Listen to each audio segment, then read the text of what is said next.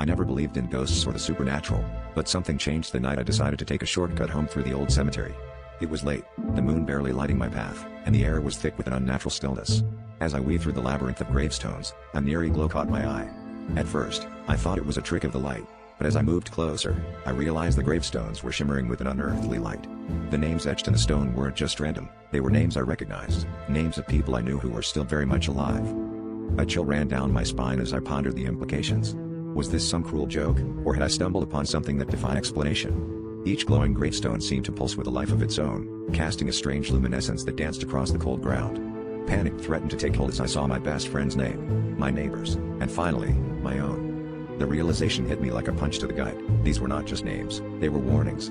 The cemetery seemed to vibrate with a malevolent energy, urging me to leave before it was too late.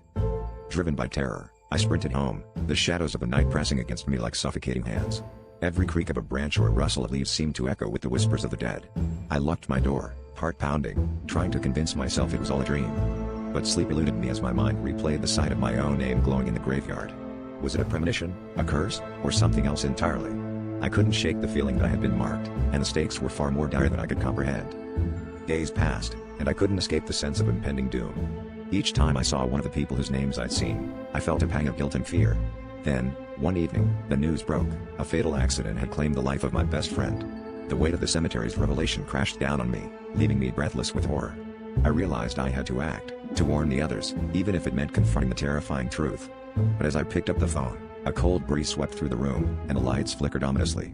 The cemetery had spoken, and its message was clear: some fates cannot be changed.